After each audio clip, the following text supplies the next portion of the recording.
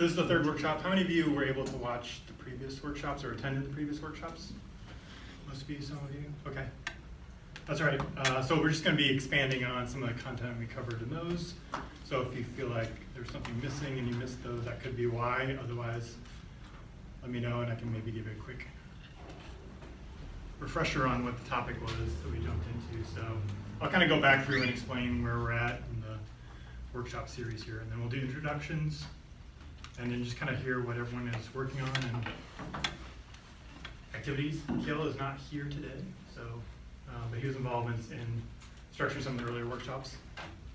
I'm Brian, for those of you, I think I've met most of you already.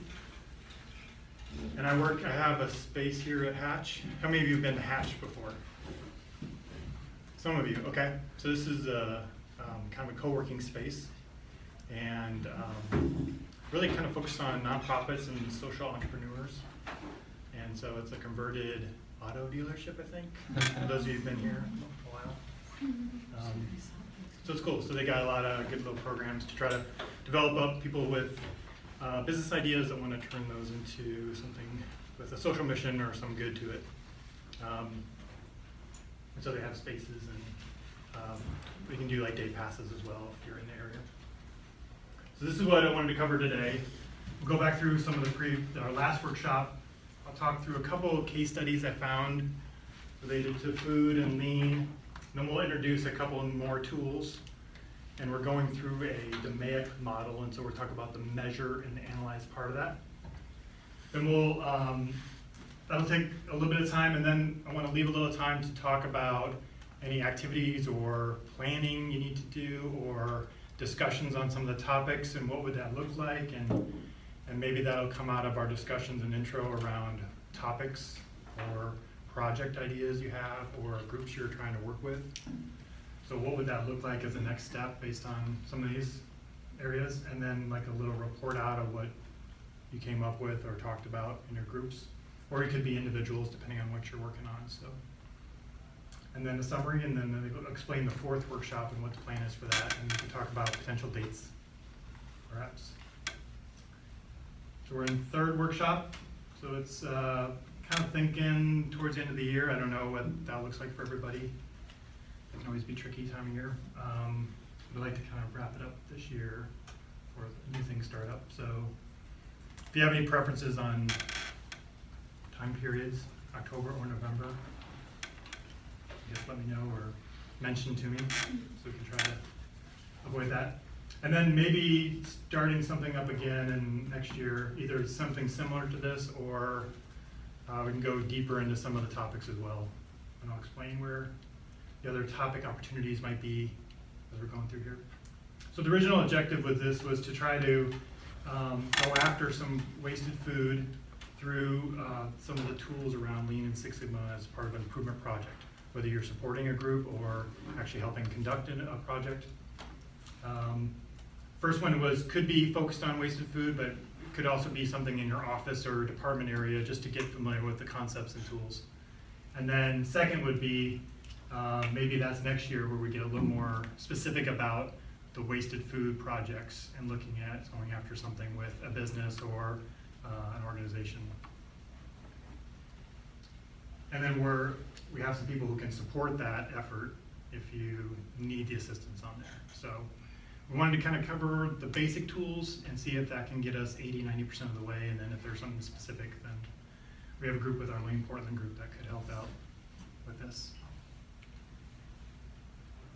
So let's do introductions, just so everyone knows. A lot of people know each other already, but so your name, organization, and also mention kind of what you're working on, just so I think we can all make sure we're hearing and understand what all the different groups are connecting with and planning to do or already working on.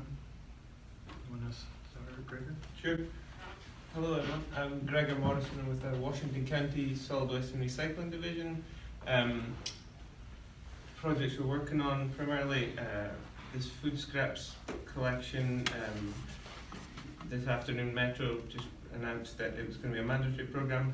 Up until this point we've been trying to get businesses to voluntarily sign up to separating food waste from the regular garbage. That's been a big project that I've been working on.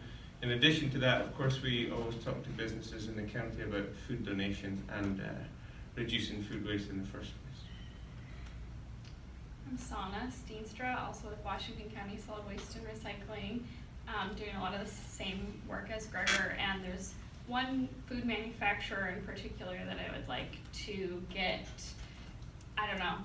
a little bit more proficient in talking about this stuff to be able to assist them in reducing their food waste on the front end. Yeah. I'm so curious. Dina Hastings, Metro, working on the Food Waste Stops with Me campaign, and other work supporting local government efforts to connect and engage with businesses around food waste. I'm Nick Isbister. I'm with the City of Gresham's Recycling Department, and as Gregor was saying, the mandatory has passed, but it's been a voluntary program that's really stalled and plateaued in Gresham, so we're trying to look upstream on reducing food waste, and I'm working with a Mexican restaurant that composts 6 yards of rice and beans a week. So I would like to work with them on some sort of process on not doing that. I think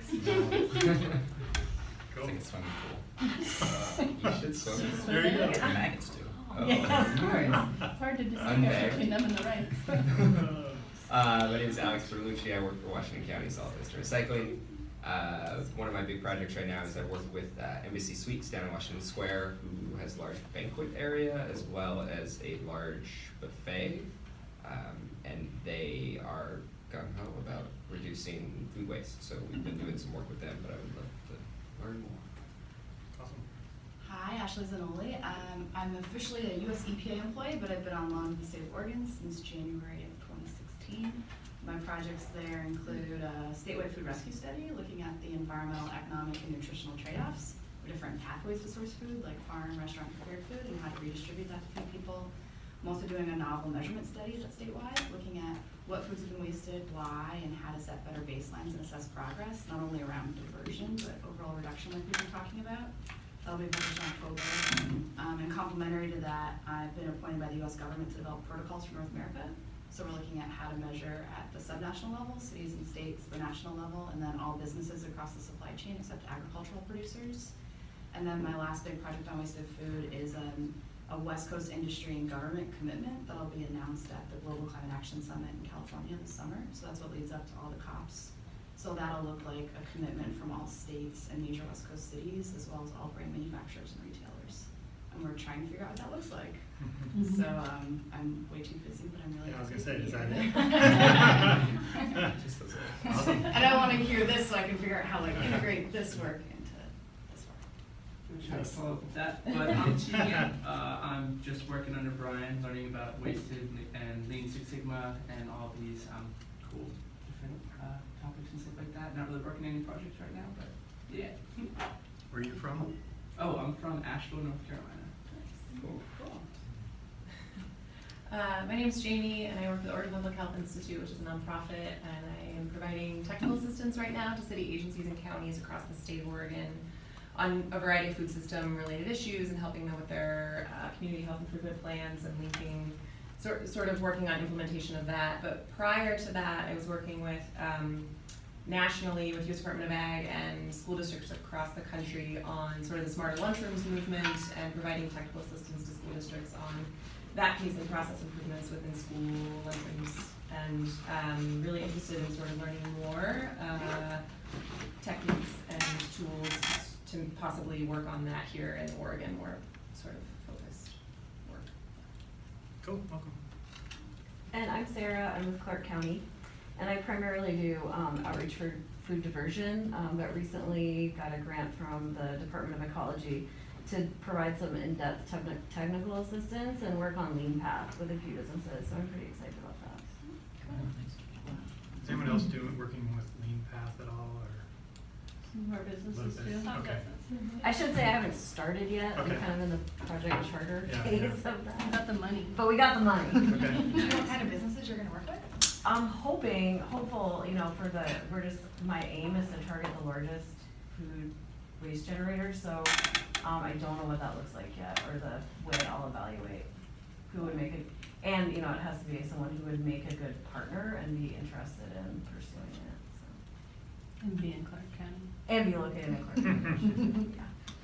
I'm Kelly, I'm with Clackamas County, doing similar work as these fine folks.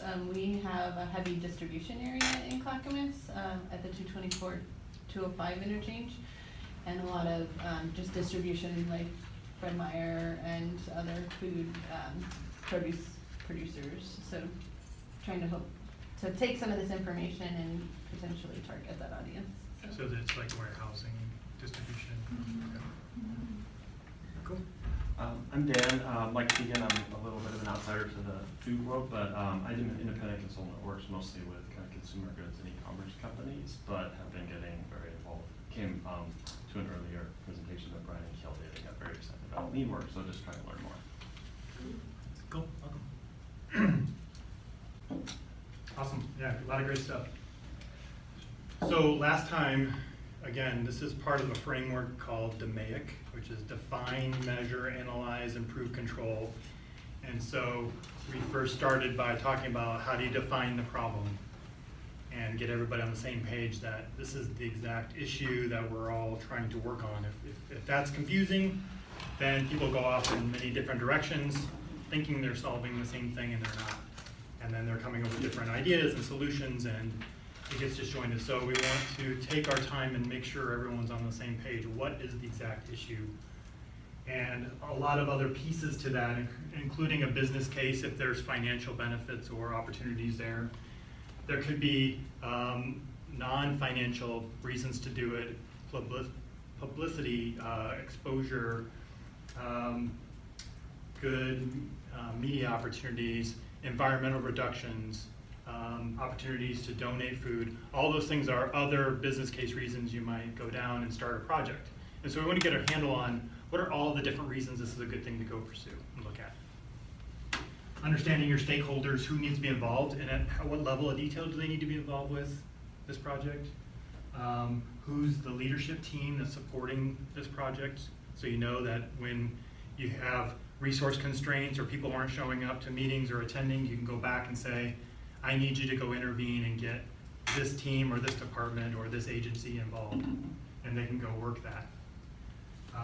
The metrics, how are you going to show that this is going to be successful? What are the goals? What are we trying to achieve? How large of a goal are we taking on, or is it something very small and incremental? And then who would be the team members, and some rough schedule of what you're doing. And this document is kind of the kickoff for a lot of projects to say, this is, when we get approval for this, that means it's serious. Everything prior to that is all a good idea, sounds good, but until we get it on paper and get some people to commit to it. And that could be someone's actually signing their name to it, or it could be something a little less formal. Sometimes people get worded out that this isn't a legal document. I'm gonna come back and say, you didn't sign that, you signed this and you're held accountable here. It's just, are we on board? Do we have support before we get going? Because you'd rather kill the project at this point than get halfway through or towards the end and then you're really frustrated trying to get anything going. And you realize, oh, I had some gaps here. I didn't have the right support that I needed. So it's okay to take a little bit longer if you eventually get the right support. Then things will hopefully move a little smoother. So this is a tool that I believe you have a document I sent out. If you don't have that, let me know. I can resend out something on that. Or you might have something similar to that. That's good too. The idea is that you're just gaining that support for the project. So it's a very important tool getting started. Another tool we talked about was called the A3, and it just means it's a metric size paper. And the idea is that there's so much information about your project, you have to condense it into one page. And it takes a little bit of effort to do that, because you're going to say, well, I'll put this in here and this in there, and I want that chart and this chart and that one. It forces you to condense your thoughts into one page so that you're not overwhelming your audience. And this is used as a summary or an update or something you can hang on the wall or post somewhere or send out. And it's really hitting on the very most important information. And you can break it up by these different phases: defining the problem, having some measurements, what does some of the data say, what's the improvement plan, what are your process controls going forward, what are the actual results, how do you capture that? So again, the main thing is that it's one page, that's it.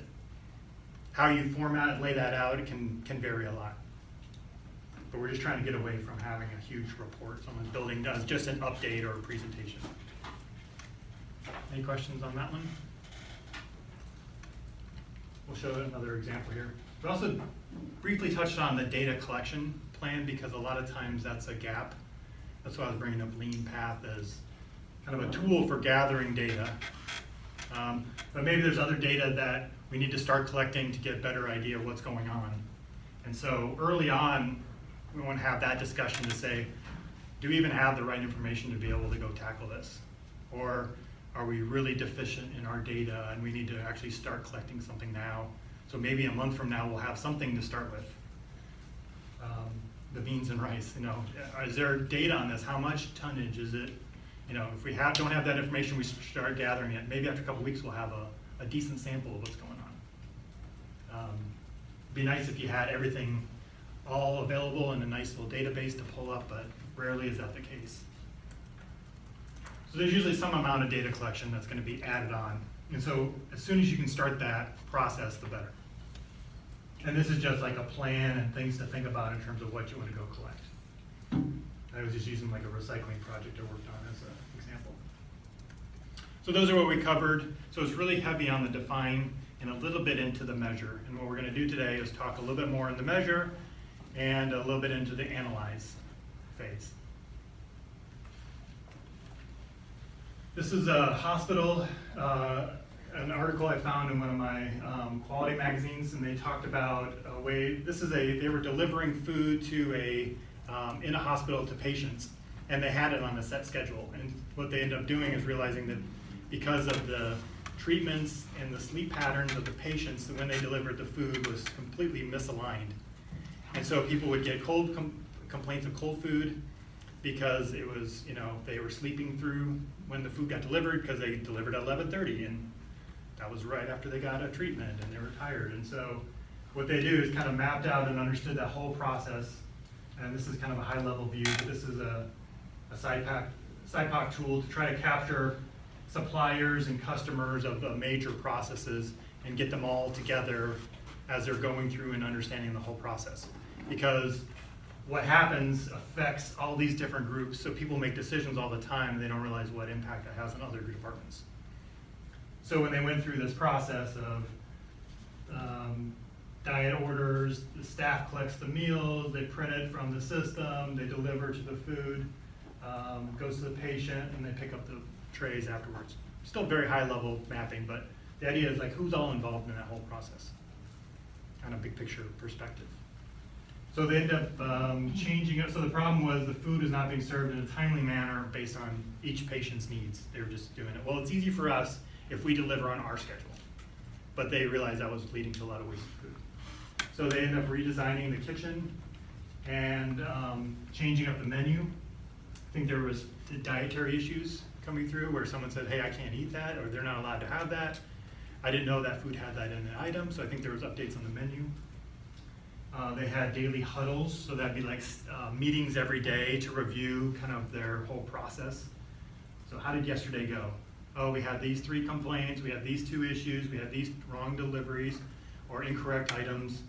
Okay, what did we learn from that, and what are we going to do today to make that better? But sometimes people don't even know how the days are going or how their work's going, what the customer feedback is. So a huddle is kind of like a daily stand-up communication. Do you guys have anything like that?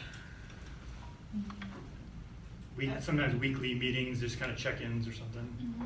What about 10 at 10s? They do in food service, they're like 10 minutes at 10 a.m. That's very similar. They kind of keep it to like 10 minutes max, maybe 15 at the most. But it's like quick updates, any news, what's going on today, here's the metrics from yesterday, here's the plan for today.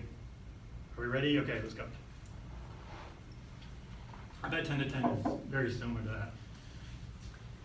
They also try to reduce the changeover time, so being more flexible and not saying we're going to do all this work up front and batch up some of our work, but if we can reduce the time it takes to go in and make a sandwich, we're less likely to have to make 50 of them at a time. We can do them with smaller amounts because we're really quick at getting in, getting our supplies, making it, and putting stuff away. So that's part of changeover, and we'll talk about that a little bit more. Room specialists that would go and meet with each patient, so they were doing more proactive work to understand the specific needs versus kind of finding out later or not getting all the right information.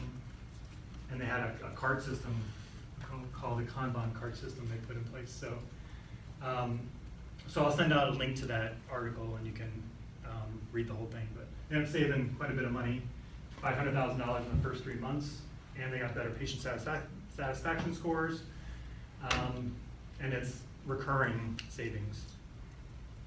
So I thought that was a pretty good example.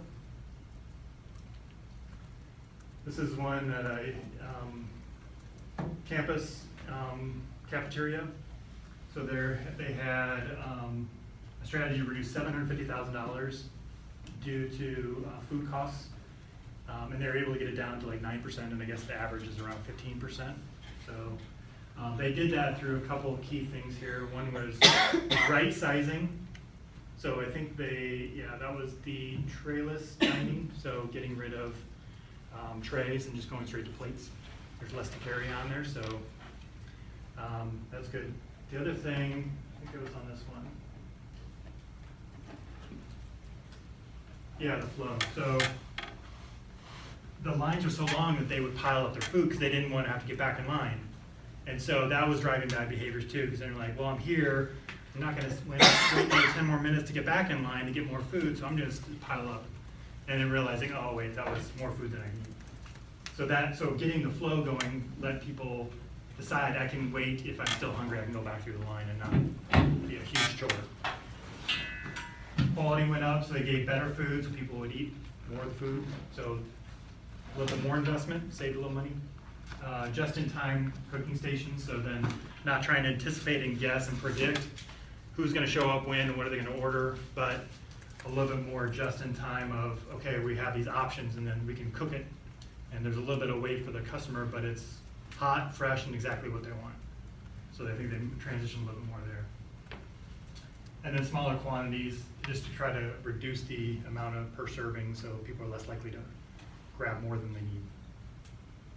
So there's a link there to that article. This was, I was trying to find the reference again. I put down Oregon DQ and I could not find the reference. Does this look familiar? That's my word. So that's, But I can't remember what article or publication it came from. it's not published. Okay. I actually have all of them right here. That's They're what draft. you gave me. Okay, all right. And nobody's seen these Okay. with me.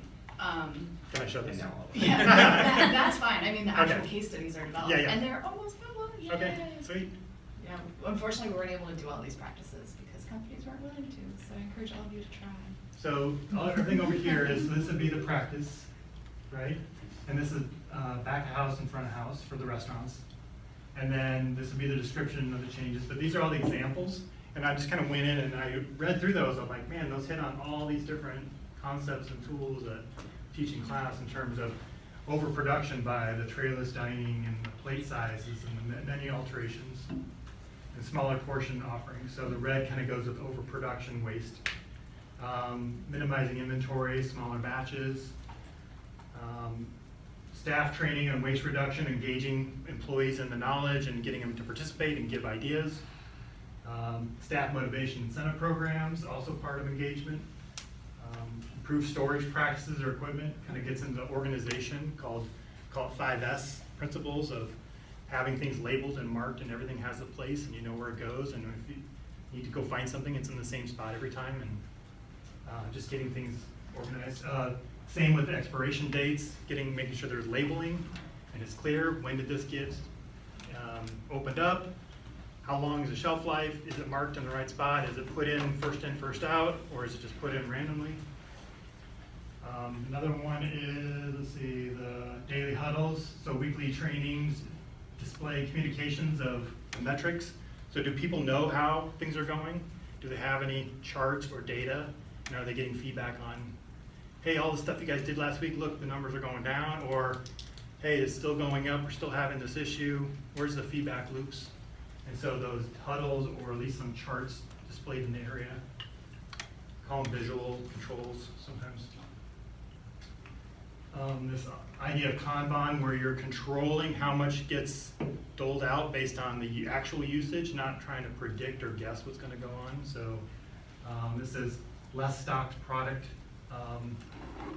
and displays, and then using the data to modify the ordering or production. So you can use some data to estimate what you're gonna need, but then we wanna use more of like a pull system or a trigger system that says, when you get down to this level, then you go replenish. Not just, replenish based on, well, it's 12 o'clock, or, we think we're gonna use this much and then we realize we didn't. So it's based on more actual usage, not predictive or guessing. Yeah. When you mean data, do you mean like the POS system said on this day last year we Yeah, had 1,300 in it's sales? a October, it's a Monday, it's after a holiday or before a holiday, the weather is really cold out. What would that give us some kind of ballpark numbers of, based on history, whether that's years or months or maybe just weeks of data, but something to base those numbers on. Versus just kind of like, well, what did we do yesterday? Just use the same number. So we at least started to track some of that information and build a model of some sort. And obviously the more data you have, the more precise you can get that. But then that's just for the planning part, but when you actually go execute it, then we want that to be more, okay, let's put a little bit out, and if people eat that, then we'll bring out some more, and we'll keep bringing it out as needed, just in time. Not, here's all of it, and then at the end, we're stuck with a lot left over. So we're trying to delay, every step we push it closer to the customer from like if this is a restaurant, then you're losing the opportunity to reuse that in something valuable. You're kind of I gave the example, I think last time with the desserts, bringing out all the desserts at once. And can you break up into smaller pieces and bring out 20 desserts at a time? It's more trips, but if you're only consume 60 desserts, then you still have 40 that have never been distributed out. And so you could do something else with those desserts. Instead of you bring them all out at once, now it's a different classification. You can't bring them back to the kitchen and resell them to another customer. You've lost value to that item. So, and then defects, obviously mistakes and errors with ordering, and well, that didn't say the right thing on the menu. That was wrong. It never said anything about including this on the sandwich. Or actually, people just made mistakes either in the cooking process or taking the order. Or someone said, I thought I said that, but they didn't actually say that. So those would be like defects. What's one I missed? Single minute. Yes, single minute exchange of die. So this is that's where the acronym comes from. It has to do with changeover. So think about it in terms of how do I quickly, when I have to do something, I usually make a lot of the time because it's so cumbersome to do the process and get set up.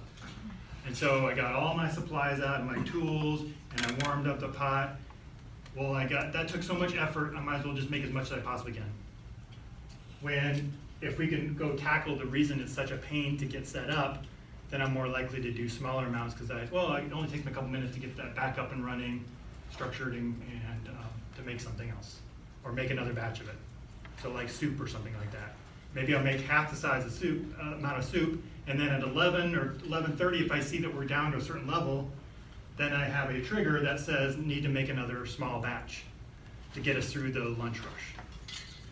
Versus, well, let's try to guess at what I'm gonna need for the day, and then at the end of the day, I realize, oh, nobody wanted the soup. Now we got so much left over.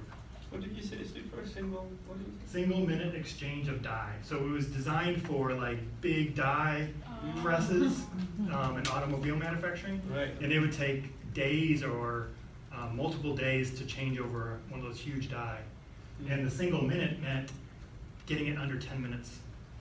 So they went from like days down to like 8 minutes, 7 minutes.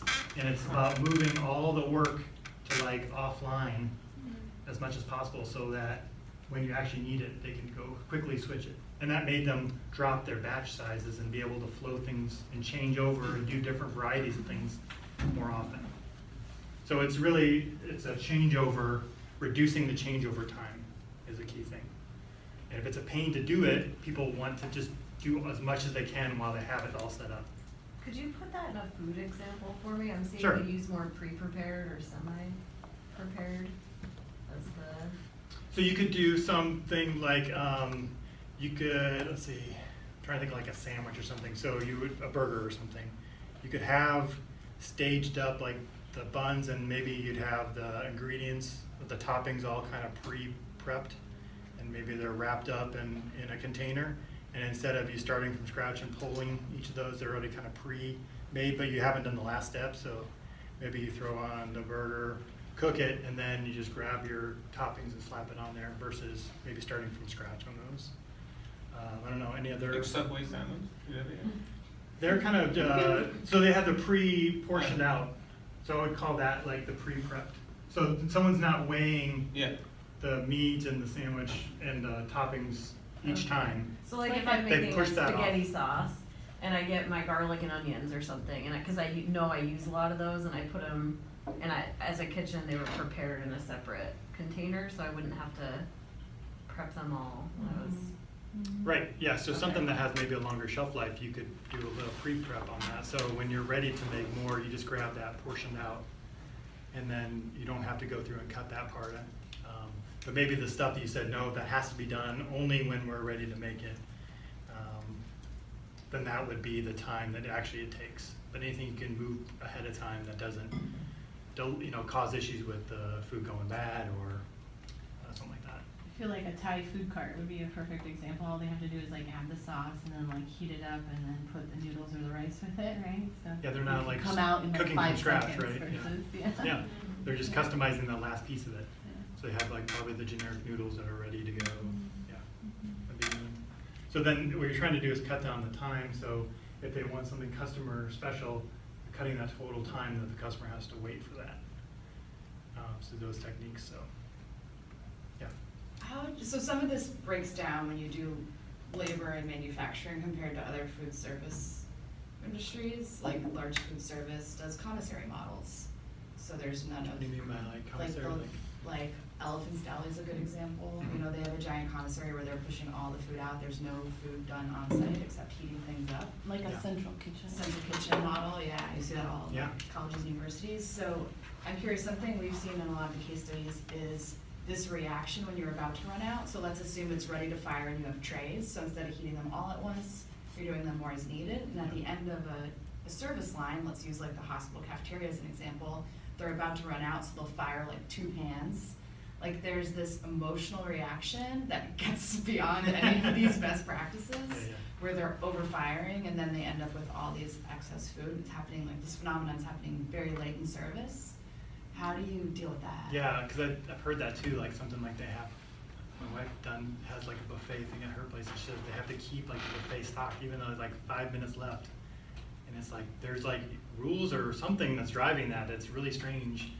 But there's also this fear piece of that I'm afraid to run out, and that's bad, and yeah, that's a challenge. And I think part of it is just going back to the customers and understanding, like, is this really a problem, and is the management driving this, and is there really any foundation to that? Kind of challenging some of those assumptions, I think, is one thing to look at. Couldn't there also be things, and I apologize, this is totally out of the realm, but I know something in manufacturing is that they, like for instance Toyota, they would get more smaller shipments more often. So for instance with like the commissary model, you get, I don't know if you could get multiple shipments a day or get them once every day instead of every 3 days, so there's not as much at risk of wasting or spoiling. So they don't have to put as much out or have as much stored on site. Yeah, more than ordering, or like half trays. Like, Yeah, I think that kind of goes back to smaller batches. So if one tray is a batch and you use a way to cut it to smaller ones, so you're getting low. I mean, there's probably other techniques about spreading that out a little bit or reconfiguring the layout so that the stuff you're going to run out to is a little harder to reach or see, and it's pushed back a little bit, and you move forward the stuff that's not selling. I mean, I think there's all kinds of different techniques or orders approaches. ahead of time too. What's that? Orders ahead of time, so you're making them more. That's it, yeah, you could do better modeling and predictions of what people actually want to get more accurate there, but or you say, okay, this is the standard number, and then after halfway through, we're gonna take small requests for small batches, and there might be like the second delivery done to help get you through the rest of the day. But yeah, that whole model is set up as a huge batch process that you're trying to nail perfectly, and it's really, really tough to do. You can get pretty good with some good data analysis and modeling, but to get it perfect you're never gonna get there. So can you predict better and then be reactive and responsive to reality. I mean, you have weather that comes in and just totally derails that too, and unless you're throwing all of your risk all up front and trying to pull back a little bit and delay making final decisions about how much you're putting where, the better. But you have to have quick processes, and you have to have that changeover very quick to say, in 10 minutes I need to be able to get another batch of soup going, or, you know, and if that process takes 25 minutes, you're not gonna wanna do that. So trying to drive a lot of the changeover setup time down will make your processes much more flexible and responsive. And that goes for anything. If you have to go in and approve stuff in a system, and it takes you a huge amount of effort to log in and then click through a bunch of menus and then pull through and download this report and then copy this data into another report and do all this, it's so much effort. You're like, well, I might as well do all 3 months at once, and I'll just wait to the end of the quarter to do it. Versus if you can streamline that, you're gonna want to go in there more frequently and run those reports. So a lot of stuff is around trying to get the time down for your setup or changeover from one task to another. A lot of those is principles around lean. Any other thoughts or questions on that? So anyways, I just looked at that list and I was like, wow, that's a really cool list. Maybe I can share a barrier. I mean, this is a really cool list. I think so too. But the reality is that anything that impacted labor in any way was untouchable. So we had to work on the fringe. I mean, most of what we ended up focusing on was production planning, and even that was like very, very difficult. And it was amazing how little of that was being done. It's kind of astonishing how little food costs are tracked. Yeah. Can I ask you a question? So was that due to, well, food, but also the waste end of it is there's a cost involved there. It's nominal compared to labor. Waste, okay, I just work with Provision Coalition. You want a tool for manufacturers, go to provisioncoalition.org, download the food loss and waste toolkit. It's free to any food manufacturer. And like they worked with Campbell's for the first case study, their waste costs were $1,500 a month. The amount they could save was just the cost of avoidable food waste was $1,500. When they did this assessment, it was $700,000. So waste costs are like a drop in the bucket compared to labor, or the true cost of food, but none of it's being assessed that way. So you're talking about like, because when I think of like this where I made more than I needed, and let's say I had to dispose of it, but that means I spent someone's time to make that product for no reason. And that stuff I could have been doing something else, and this labor I could have been spending on, I might not need as many people to do that job if I was doing only the right amount. So if I don't have to make 100 desserts, I don't have to make 50 because I know exactly how many are gonna get consumed, or a better idea of that. The time that someone else is spending making the other 50, I can use that labor on some other task. So I think I agree that the labor is there, it's being wasted in all of these inefficiencies. So I think that's where the big savings would be, you're right. I think it is, but okay, there's still this cultural dynamic that I think needs to be unveiled a little bit more, and that's that there's a fear from workers that if they get more efficient, we have examples of this from direct quotes, then they're gonna lose their jobs. Yep. So there's a pushback against adopting some of these practices in the back house environment, and then management sees that actually they could just use their time in different ways. So what you're saying is aligned with what we've heard from management, but then at the food service It's line, not getting even for communicated. companies who are willing to adjust labor, the workers aren't on board. So there's this like kind of cultural and psychological layer that I just want us all to kind of acknowledge in the context of what we talked about here. And that's the whole, like, step one for a lean transformation is nobody's getting laid off. We will find another role, there's plenty of work to do somewhere. Your job may change, but you may not be doing the exact same job you're doing, but we're not gonna say, okay, thanks for saving this time and effort, see you later. We're gonna find another resource for you, and then through attrition or whatever, if we absolutely cannot find any that will work. But you're already spending that money, you're gonna spend that money for the next 6 months anyways, so why not try to reinvest that as much as you can? But if people fear that their job's at jeopardy, none of this will work, because you're right, they're gonna fight that. If they feel like my job's at jeopardy for this. That's why, you know, that's rule number one, is put that out there, because you will not get buy-in from people to do that.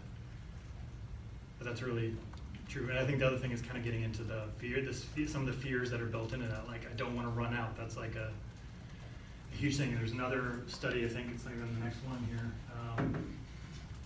It's a later one that they talked about the fear of running out of food, and that was drove everything. So it's just in case mindset versus the kind of just in time mindset. So let me cover, here's a video I'm going to share. This is a organization called Worldwide Fruit, and they process fruits and veggies, mainly fruits. They're based in the UK, Northern Europe, Northern England. And they just are talking about their lean journey and some of a couple of light examples of some of the projects they worked on. In a very mature industry. This has been made possible through continuous improvement at every level of our organisation and driven by our desire to be our customers' first choice. From the moment we arrive and Reverse Park supporting our zero harm plan to removing waste from our key processes to achieve an 85% just-in-time target, we continuously engage cross-functionally to achieve our zero waste site strategy. For us, our mission is to be our customers' first choice. And by customers, we mean everybody we touch, not just retailers. Being transparent and making sure what we want and how we want to work is clear. We need to be sustainable and lean. And with our customers, we want to be winning with them. We want to be helping them grow. We've always had values which were created by the teams here. Everything has to be proactive and drive us forward. Alongside being open-minded and inquisitive, we also want to share we're first. And there's no point doing these things unless we implement change. We have to be right first time on everything we do. We have to love our products. And overall, as a business, what are our high personal standards? And then how do we work? We cooperate and we collaborate. We recognise and respect that not everyone's the same. We need to be the people that when we see a colleague struggling, we ask, can we help? We never wait for them to ask us for help. And as we work this way, we have to measure everything. Our continuous improvement system is based on A3 and A4 projects. All our current A3 projects, they are displayed on these boards. These boards are available to whole business to view and feedback. We regularly meet and basically catch up with the improvement teams and discuss their progress. These so-called CR check-ins are dedicated to keeping momentum of the projects, coaching the teams through difficulties and barriers, engage them, and further support in continuous improvement.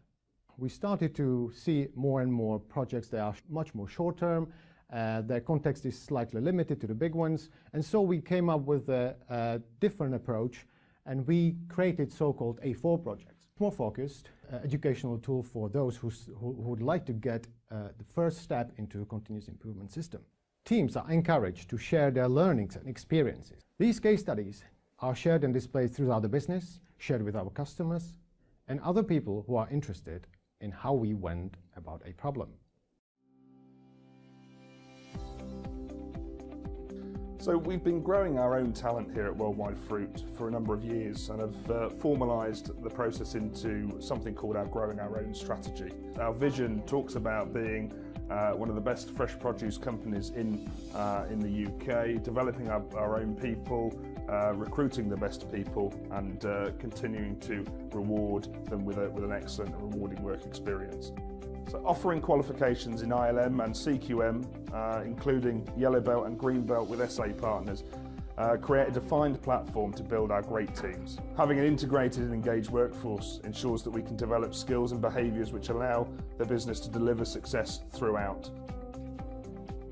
The objective was to improve profitability and also improve environmental waste, both in terms of fruit waste and packaging. What we found was that 43.6% of all waste end-to-end was lost in the M&S supply chain in the last 100 yards. We actually needed a senior analyst working in M&S full-time to be able to track this data on a day-to-day basis and actually have more influence in the chain. So the result of which was staggering savings. We saved £2.1 million in cost savings. We reduced fruit waste by 577,000 kilos, and we reduced packaging waste by 4,200 kilos. We identified that the line leaders were walking 99 miles a year moving in between the production lines and the print room to get the materials that they required for the packing jobs. One of the countermeasures we put in place was to get the order of the jobs in a uniform sequence day after day, so that the print room and the line leaders were working in balance with each other. This gave us an annual saving of £987,000 a year. Since 2011, Worldwide Fruit has grown by 100%. This has gone from 36 million packs in 2011 to a forecasted 72 million packs in 2018. In a very mature industry, in a market where there's not a lot of growth, this has come at the expense of our competitors. In order to do this, we've unlocked capacity by stripping waste away layer by layer. For every extra 5% we unlock, we can pack an additional 178,000 units each week.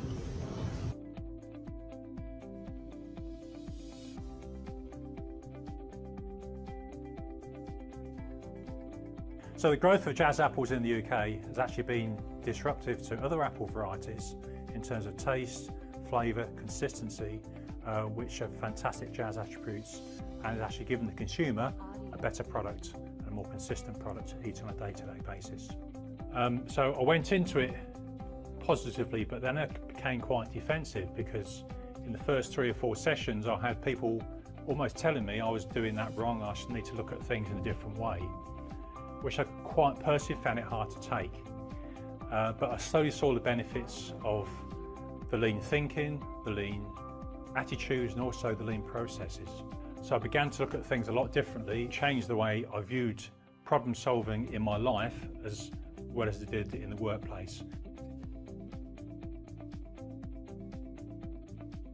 Lean is not just something operations do, it's how we do business at all levels, and our growing our own strategy emphasises our cross-functional nature towards CI.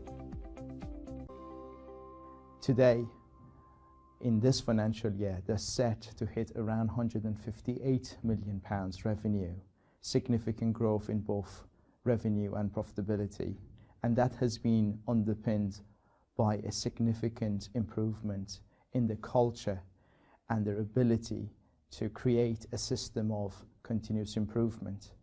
You only need to go to the shop floor and ask at random any employee about continuous improvement to see what depth of culture they have created in their company.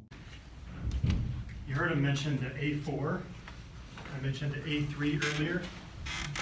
So this is A3 was the summary of each project. A4 is kind of like a simpler version. It's not as in-depth and as complicated and maybe as detailed. And so maybe simpler problems are kind of in this A4 template. And this is kind of your 8.5 by 11 sheet versus more like 11 by 17 page. So there's less to condense in there, a little simpler. They use a plan, do, check, act model versus the full DMAIC. So this one might need a project charter, and this one maybe you could do in your own department or area. So the idea is that not everything has to be made into a massive project. And then they have a summary sheet that they have this template.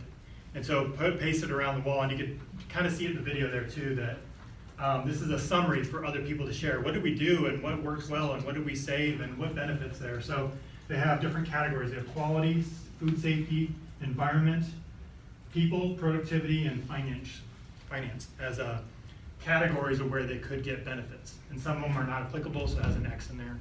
But I like this template. I've got some of these templates I can share if you want to see those, but I need to ask a little bit too, because they did show some of the stuff in the video, which is public, but so if you're looking for some of those examples, and they have one that I want to share, I think it's coming up here. I'll give a little bit more details about one of their projects. So in workshop 2, I introduced this DMAIC model with kind of key steps that need to take place, and we talked about the stuff in red. And then so today I'm going to kind of hone in on a few of these other areas as we get into measure and analyze. And then I'll show you another slide here that goes into what we'll talk about before workshop, basically some of this, a little bit here and a little bit here. Okay? How are we doing? Do you guys need a break at all, or good to go? Try to get the temperature down a little bit. Just a little warm. So they have a map here of their core processes. So you can see across here they've got intake, storage, or they have a supplier. Intake, storage, ripening, grading, packing, dispatch, and to the customer. Those are their core processes. And then what we call a value stream is the product or service that flows through all those different departments and groups. And often what happens is each of these groups run in silos and they try to make their work run smoothly, and it causes all these products to go through and churn through these processes inefficiently. And so what we see is there's a lot of delays between the process on each of these value streams. So your customers want to get their apples and pears and avocados and fruit, and yet these processes are set up to optimize the workers' time, and those two clash. And that's what one of the first things we look at is understanding this and saying, your job is to make the products and services flow. When a customer wants something, you want it to go through that process quickly, but in reality, it does not go through there fast, because each of these departments has their own metrics and goals and incentives. And that's where we see a lot of problems from a flow perspective. We optimize the process, not customer experience. So when you look at the duration of time, we see that a lot of things sit and wait for days or hours or whatever to get into this process, and then it takes a very short amount of time, and then it goes and it sits in the next process for a long period of time. And that time is huge, especially for food, right? You're just losing quality every second. So we want to look at the value stream. These are important processes, but the process needs to support the value streams, not the other way around. The value streams are what their customer pays for and is concerned about. So we want those to flow through those processes as quick as possible. You have to design it that way though. And naturally these become silos just by human nature, because we have department managers overpacking and ripening and intake, and all they look at is their stuff and maximizing their labor. And what gets lost is the customer's voice. So that's a first exercise, is defining what are your value streams? What are the products and services that the organization provides? And let's understand those first. And then they kind of group them together. So you saw jazz apples, that would all be part of a generic apples flow. There's probably not a whole lot of uniquenesses to that specific variety, but maybe there's a few nuances there, but for the most part it goes through the same steps. And avocados would go through its own steps. It might go through a little bit of testing, a little bit more sorting, a little bit more, I think they had an area where they were like ripening the avocado. And so it was a huge area. And so that was kind of a unique process that other fruits didn't go through. And so, but for avocados, most of them went through that same process. And so that's how we group them. But if there's one that went through almost identical process, we could put apples and pears maybe together, because pretty much they go through the same process. And that's how we determine the value stream, the things that the customers are ordering and buying. So there's something called a value stream map that is a foundation for Lean, and what we do is we take those processes, and it's still very high level. We're not trying to get into the nitty-gritty details yet. And the idea is that we're looking at kind of showing a one map summary of the whole operation. So you take these major steps and you put data to them, how much cycle time, changeover time, uptime, quality, number of people working. We have customers, and how do they communicate to our control systems, and how does that feed in suppliers? How do suppliers get notified of orders coming from customers? How does the production system communicate out to the different departments on what's going on, and what orders are due, and what's late, and what needs expediting? And then this is the interesting one, is the timeline. The top number is how long something, when an order comes into that area, how long does it wait before even someone starts working on it, plus the time it takes to actually do it. So in this example of this milling process, it takes 5 days, it sits there, and then when it actually get to work on it, it takes 2 minutes. And then it goes to the next one and sits for 10 days. And this is a manufacturing example, but I'll show you one of food. So it takes 10 days sitting there, and then 4 minutes to actually process it. So the gap in how long it takes and how long it's waiting is huge. And that's at the end of the day, this process took 68 days to get one order through and only 15 minutes of labor to actually do it. And so that difference of amount of actual work versus the wait time, we want to condense that down so it's not going to be 15 minutes, but it should be an hour, 2 hours max maybe. Yeah.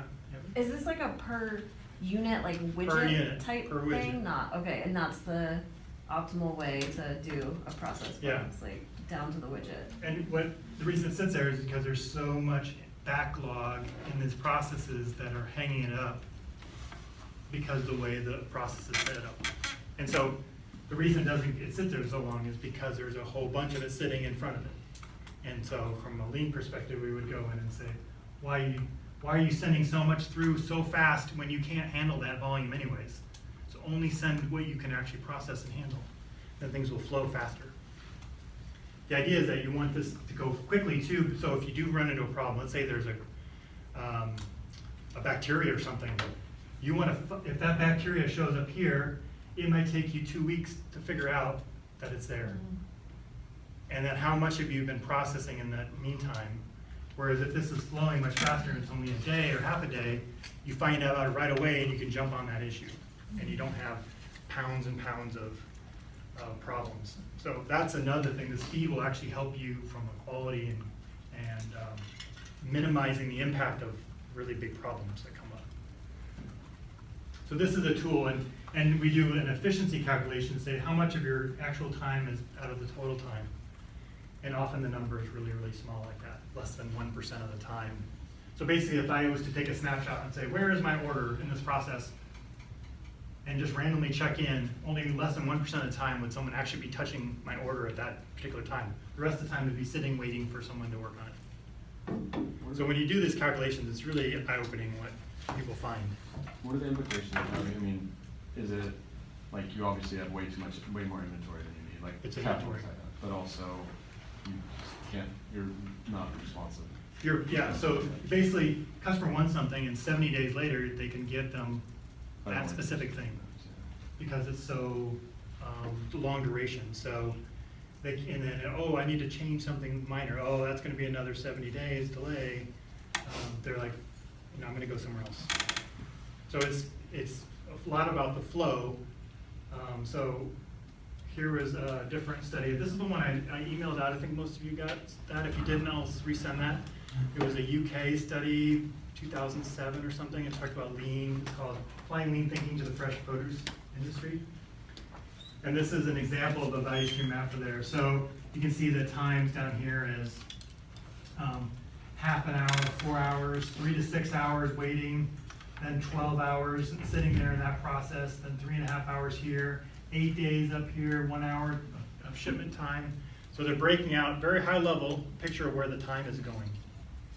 And when you look at that perspective, then you see like this total duration is multiple days or not weeks. And all that is, especially for food, that you want that to be as quick as possible to flow through the facility and operations. I don't know if you have ideas like how long it takes them to process, like a distribution center.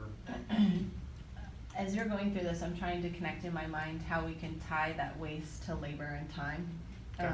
And I have data in my mind right now because they produce so much bread. And like if they just reduce the amount of bread that they wouldn't, and it's not, so anyway, I'm just trying to, put this concept, this VSM into their sort of model, right, of like it out, not just in the factory, but like out within their whole distribution, because they have should so extend much that bread all the way and it comes back, as waste. And You might be helping them write this piece, but you have to understand this piece and this piece to know what they're doing here. Is that the right thing to do for the whole system? So this is supposed to be a systems perspective of that. And maybe it's inefficient here, but it actually makes the whole process work faster overall. And that's where people they don't understand these other parts of the process. They just see their facility or their operation and they say, well, this works better for us, but by the way, you're holding up by 2 days product from getting out of your facility because of the way you're doing it. So part of that is just making people understand where they fit into the big system. And it's from raw material till bread is in hand of the customer. And so it could be sitting in the stores for days and days. Well, it because you doesn't got sit too in the much. store for days and days because their vendors actually pull it after X number of days and then Because it it comes expires? back. Yeah, because it'll, Yeah, yeah. it's like fresh, right? So Right. it'll mold. But they have so much coming back that the company that they're using to feed cows couldn't take all the stuff that they had. So. And that's probably because it's pushing more than is demanding. And there's nothing stopping that push. It just keeps going ahead.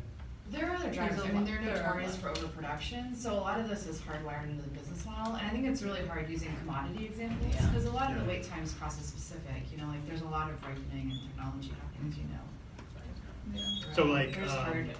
I'm just trying to tie it together in my Yeah. mind with like. But I wonder if they've Responses. understood like that whole price model to say, is this, Oh, they know their cost of bread per X, you know, like, it costs them like 2 cents to make a loaf or whatever it is, you know? yeah, so they can just keep sending it Yeah. forward. But if they're not ultimately held responsible, or it's very inexpensive for them to have to donate it to the Exactly, so. feed, that's not much incentive for them to do that. Yeah, but if you tie it back to labor, like this amount of labor was actually put into that one loaf of bread. There you go. And there are tools to do that. Yeah. Yeah, so giving them that full system perspective, because they might be saving $5 a minute here and spending $3 a minute dealing with it. You know, like that's why it needs to be looked at as a system, because you can look really good performing in one part of the operation and create havoc for the other ones because of the way you're doing things. So that's why we like to start this value stream map level of the whole process. And we're trying to optimize the system, not your department or your organization or your area. It's a system optimization. Because otherwise you get into this habit and you start creating problems for other groups. And you batch your work because it's more efficient for your department to do it that way. But you delayed the next group from getting something to work on for hours at a time. So this is like a starting point just to get a handle on the big picture. And then based on this information and the data and the delays, we go in and start tackling those one area. And then this is some of the key activities that were mentioned in that article. Supply chain performance measures, operational effectiveness, demand management, which I think is more of that Kanban. Triggers, am I doing too much or too little? How do I know? Or am I just shoving work and stuff to the next process blindly? Tracking and reducing product loss. A lot of those kind of fit in line. Understanding customer value. Do they want this stuff? Do they want the packaging that you're giving? Do they want that amount? Do they have the space for it? So that's if you didn't check out that article, I'd recommend that. So let's do another slide or two and then we'll take a little break. So then the next level detail to say, okay, I found one area that we need to go tackle. Now we're gonna go in and get into the nitty-gritty details of how that process works. And what we do is you get together with a team of people and you say, how does this actually operate? Not the procedure or the document, but what steps are actually involved in this, and I want to know the real steps. And we need to be honest and open about what the real steps are and get everyone on the same page so we can actually go solve it. And so this is something I created for the recycling system at a stadium. It's just like a visual for everyone to get on the same page, because everyone had their own piece. You had the haulers, and you had the concessions, and you had the volunteers, and you had the facilities group, and you have the fans themselves. And so just trying to get that captured. And we went through a couple different iterations of this to try to figure out what's exactly going on. And it's nice because I can go in and be totally dumb and say, I have no idea what you guys are doing. Please just kind of, educate me on this. But as they're doing that, they're realizing they don't understand the process really that well either. So we at least got to now we're getting into the details. Now we just got to get everyone on the same page. So it can take lots of different forms, but this is where you get into some more of the details of what's step by step going on. Whereas that last map was just, you'd have like a whole facility, might be its own box. Now we might see all the steps inside of that facility. So we go into this detail when the data and the problem areas start to point us to that area.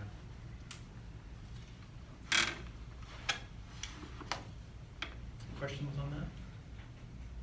So it's just, there's lots of different maps, but the exercise of getting a team together to document the current process is really, really valuable, and it's something you don't want to skip.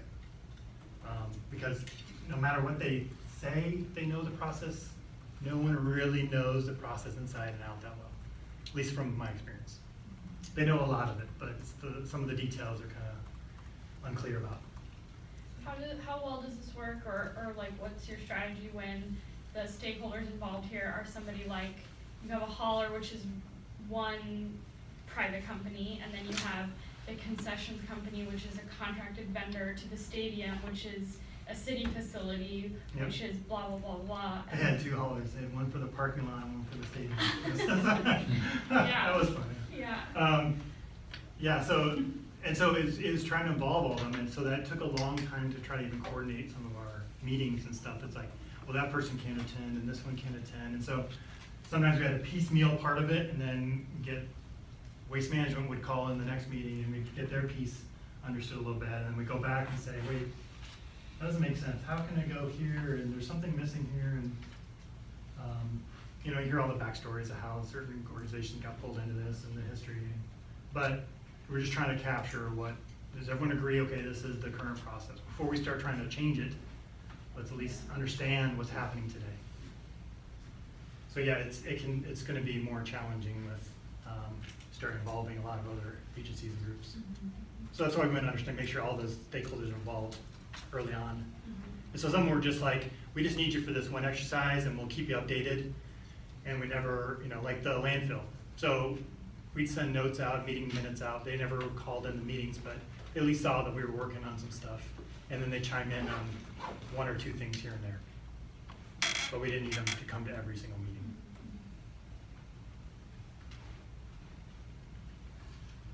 And then last thing I would just point out is when we're trying to capture current situation, so call this sometimes called current state.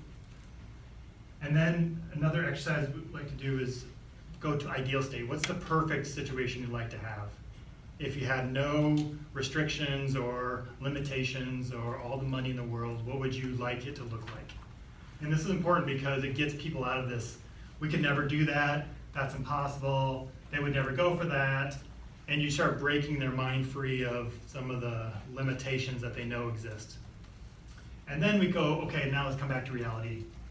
But when you start from ideal and you work backwards, a lot of times people are surprised, like, oh, actually, that's not that unrealistic. We could actually get pretty close to that.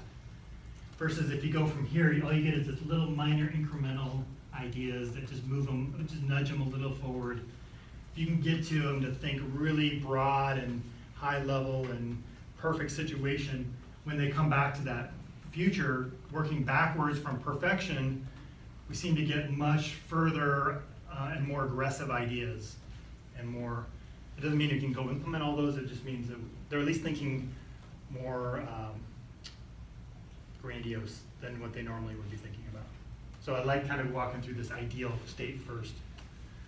Do you give people different ideal roles to have that conversation? Because in my experience, outside of manufacturing, it's a lot of like, well, that's not my job, or that's corporate. It's like they don't feel comfortable even dreaming about what it would like. I don't know if others have similar experience. Really? Okay. Yeah. I mean, no, it's not easy for them either, but you just kind of start throwing out these concepts like no mistakes. Let's talk about our recycling system, okay? No contamination. What would that look like? What would, every piece is picked up as soon as there was a decision made on it. Someone was constantly picking up, and it's completely unrealistic. But after a while, I think people start to catch on and realize, okay, this is just kind of a fun exercise. But the idea is to get them out of that current mindset of how things operate. So usually after a while, people start to chime in on that and have fun with it. It's supposed to be fun exercise. But I'm usually surprised how close they actually can get to a lot of those ideas. Of the 20 things they came up with, 5 or 6 of them are actually not that far off, or they're not that far away from it. If there's funding. Huh? I mean, if there's money to do it, sure. But Sure, yeah. But the other thing is that this is, longer term plans. So if there is no ideal or vision of where people are going, then these are just random ideas that people are throwing out there. But if you can say, hey, remember we talked about this perfect state of where we're going? This is leading us towards that. But without that, all it seems like to everybody getting proposals or ideas is just a bunch of ideas. And there's no logic to where this fits into a bigger picture. So this is starting to create that vision of where we're going. So that helps a little bit to see, okay, I see that this is step 3 of the 10-step process over the next 3 years to move us in this direction. Or maybe it's a 10-year or 20-year perspective, depending on what you're working on. Okay, one of the tools or terms you might hear or may have heard before is called Gemba. It means go to where the work is and observe and interact with the people doing the work. A lot of times people make decisions and say, I know how that works. We make this decision in a conference room or something, and the goal is you can't understand the process if you're not interacting and talking to the people who actually do that work. And so that mantra of going and looking at what's going on, hands-on, is really key to everything. It's the real place where the work's being done. We go, we investigate and look at the process, see what's going on. We talk to the people doing the work. Is this really what's happening? Tell me about what you do, why you do it that way, and understand first before we start bringing up any solutions and what you should do it differently. And you heard the guy talk in the video, like they came in and kind of told me I was doing everything wrong, and it was really offensive to him. And like anybody, we don't want to be coming in and saying, you just got here 5 minutes ago and you're telling me how I'm doing everything wrong. So you have to seek understanding first before you can start to ask leading questions and just, explain why you do it that way. What's your rationale, thought process around that? So you can really understand things. So that mantra is in place. And then we can do something called Gemba Walks, which is really a more dedicated focus around that problem. And you guys are involved with waste audits. I call that as kind of a Gemba Walk, a Gemba event type of thing where you're getting in hands-on and understanding what's happening. And so I won't spend a whole lot of time on that one because I think you guys already have that pretty good. Has everyone been through and conducted waste audit before? Maybe, I don't know if you have or not, but someone else gone through. Have you been in a waste audit, like going through the trash? Oh, you haven't yet. We talked about that. Okay, so that's one thing, or dumpster dive is another term we were using. There's also something you do for looking for energy waste, where you can have a team of people walk around a facility at night, on the weekends, at different times of day, and they're getting in and understanding what do we do in this part of the building, and what's that humming noise, what's running right now, and what's this equipment, and what does it do, and why is it here, and how come it's on still? And so it's an opportunity to get out and actually look and not just sit around and brainstorm and think about ideas, but you get those ideas through observation, hands-on observations. Or looking for water leaks and condensation on pipes, and why do I hear stuff flowing through the pipes right now? Who's just looking for all the outlets and sources for the water itself. So just a way to get kind of hands-on experience there. So you guys have been through this already, but that's a great way to get some data and to understand what's happening. So how many of you think a lot of the businesses would have an idea of what their wasted food looks like today? Oh, heck no. No, not at all? No. Okay. Not even close. So is this, do they have this option? A lot of you guys offer the service to them, so it's just a matter that they need to decide that they want your help? Is that most of it? Okay. But the data that comes out of that is the most valuable piece if they're gonna go do something with that data. So, Or that if they have staff participate sometimes, Yeah. and just those people being there and sorting with us, that brings a lot that's the back. hands-on stuff, right? Yeah. That's Or the Gresham- engagement of the Gresham work. did theirs at Mount Hope Community College in like a courtyard, and so even people that weren't participating could still learn from the activity. That's perfect, yeah. So it's trying to build that employee engagement and worker engagement piece that I'm not just getting a report, but actually hands-on went through there and it's a much more powerful experience that way. So this is so General Electric kind of they worked with Toyota a little bit on this energy treasure hunts, they call it, where they go through and through these activities, identify all of these potential opportunities, and then they can run it through kind of a little tool that says, all right, if we were to change out, all the lights are being left on, what if we went to motion sensor, what would that cost? You know, just kind of identifying all those things, just getting a full picture of what's happening and trying to quantify that impact. So, so they have examples of finding millions of dollars. And there's a couple videos if you want to check those out. I probably won't play them today, but they went to like the Citrus Bowl and did a walkthrough and looked at why others, you know, little. I can't remember one. Each of the concession stands had like space heaters underneath running, and so they were trying to figure out why that is. And this is at one of their facilities. Walking around, lights are on, and conference rooms and things are running, and air conditioning's running for no reason. So it was just so those are a couple minute videos and just going through that exercise. But that idea that you're engaging people into getting out and looking at the problems and looking at the opportunities, and it's going to be much more powerful, and it's going to be more valuable information that they're collecting.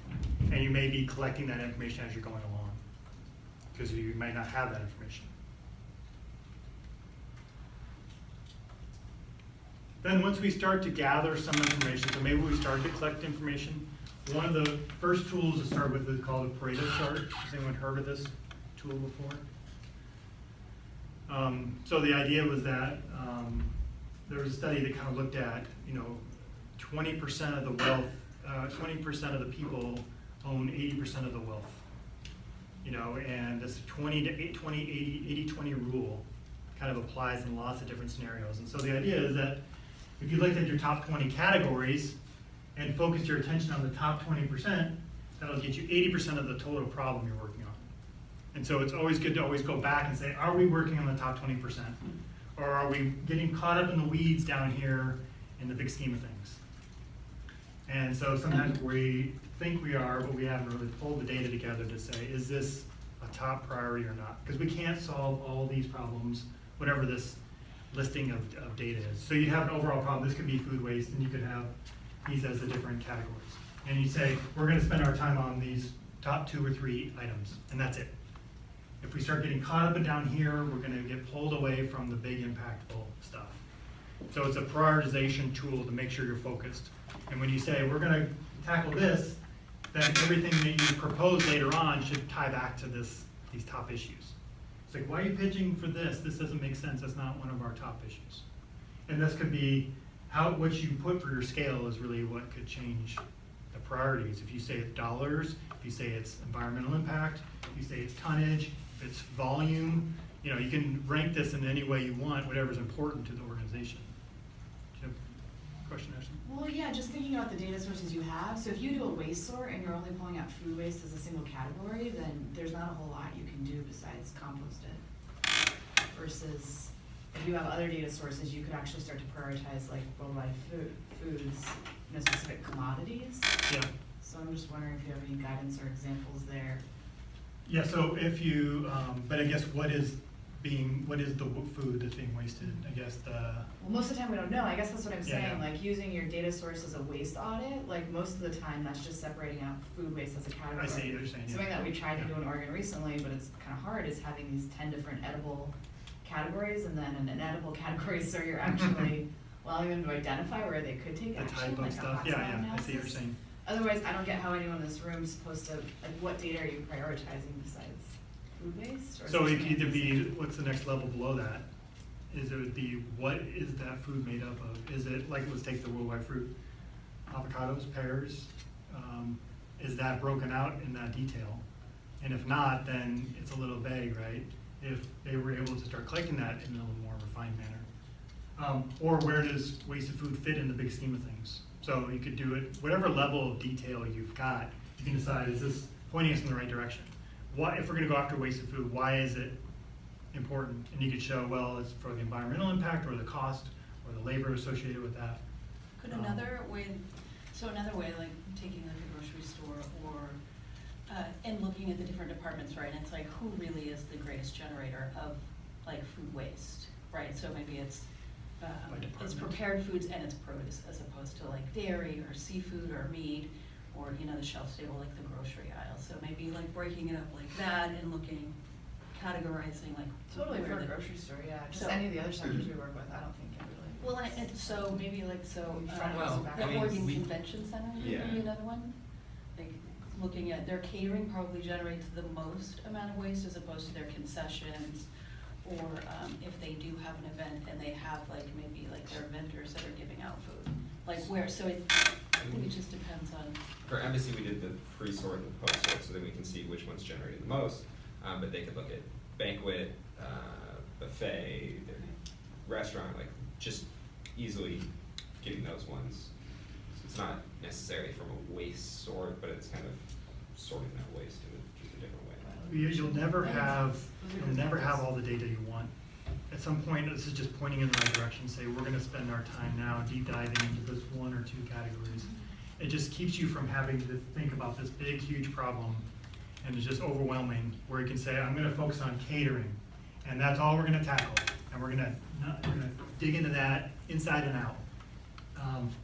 And this is why we're focusing on that. So this can be used for hundreds of different reasons, but it's all about prioritization. So you have logic to say, we're ignoring these other areas because they're not critical right now. As we chip away at this one, some of the stuff we do here is actually gonna ripple through and help the other areas too.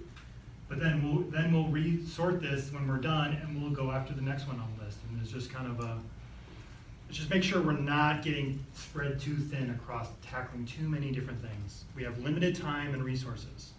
We're never gonna have enough people to do all the work, so this tool really makes people stay focused on the most important thing.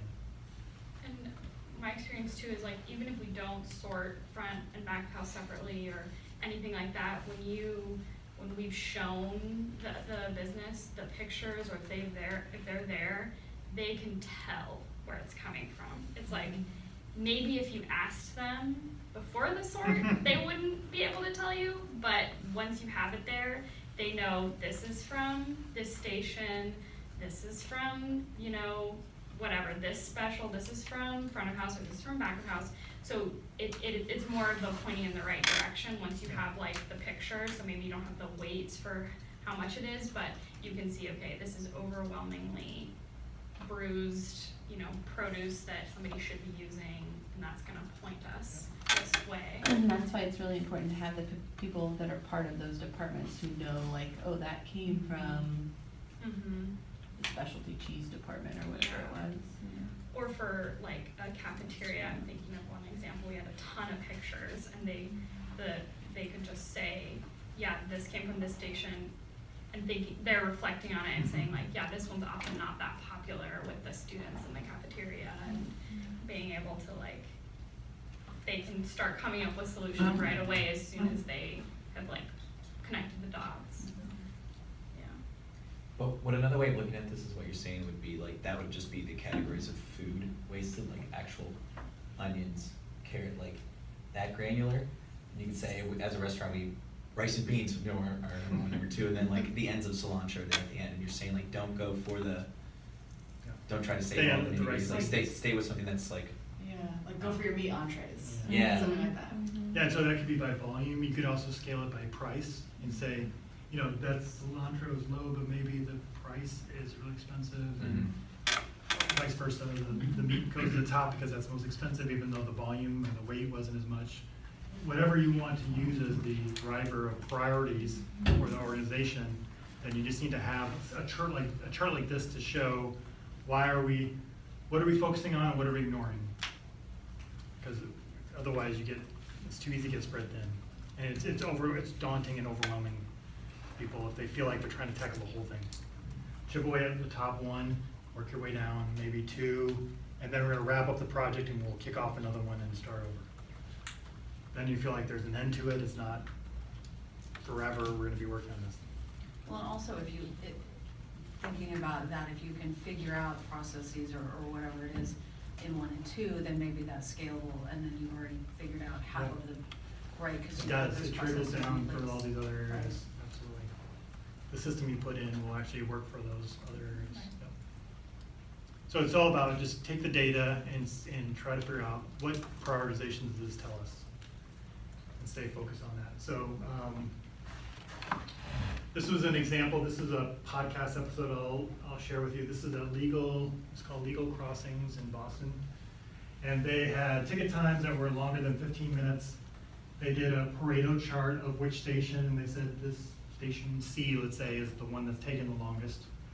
So they focused on that. Then they said which of the items is taking the longest in there, and they said seafood casserole is taking the longest amount of time. And so we're gonna focus just on seafood casserole. And yeah, these are other opportunities down here in these other stations, but for the sake of time and to scope our project, something that's doable and manageable, we're gonna just focus here. And we can talk to a small group of people who deal with that and tackle that problem and cut that down, make a big dent in that big one, you'll have a bigger impact on the overall issue. But if you chip away at this one and cut that in half, it's kind of like the same amount of effort, but you won't get as much results from it. So we wanna stay at the top of that chart. So I'll talk about this a little bit more. The other thing you want to think about is how much detailed data do I want to get? And so at the Worldwide Fruit, it was really interesting to learn about like all the variability in the data. So you saw there's a little probe that was going into the apple and checking it for different characteristics. It checks like sugar content and even like strength and stuff. And so they collect quite a bit of data. They weren't doing anything with the data. That was a whole other story. But collecting it. So as you're building out this collection system, how much detail do you want to get into? Because if you're taking, let's take this apple, you can take different measurements along different parts of that apple and get different data. And so how perfect do you want to get? They're even saying, which side of the tree the fruit is facing, and is it facing east or west or south or north? That's going to affect how that apple comes out versus the other side of the apple that's facing in towards the tree. And on the top, it gets different performance than the one on the bottom. And which country it came from, and which month of the year it came from, and year-over-year variation, and which part of the orchard did it come from. And so you can get very, very detailed and have this massive database to try to figure out all the variability going on in the performance of a single apple. And so there's some middle ground there that says we want to get some data to understand what's happening, but not so much that it takes us, millions of records to figure out what's happening.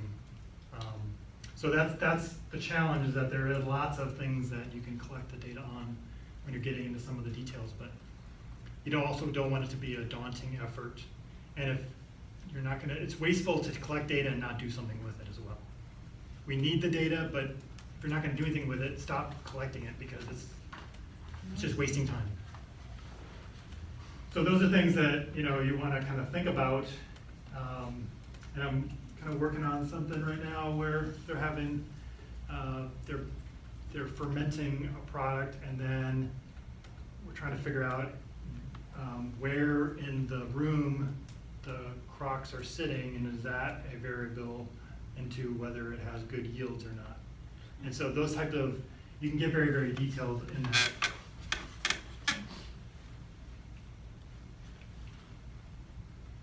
And so things to think about as you're getting into the next level of detail. So the first chart, you're kind of getting a direction of where should we focus. Then there might be another level of detail to get in to say, here's the more refined details I need to see.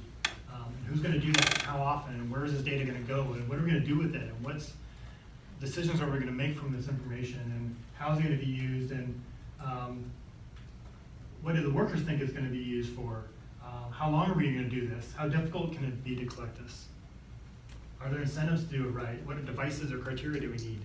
Is there decisions, good and bad, we need to make from this information? So, simple thing of just collecting data, there's a lot to think about in terms of what you want to set up. But I'd like to separate it two ways. One is it short-term for this project?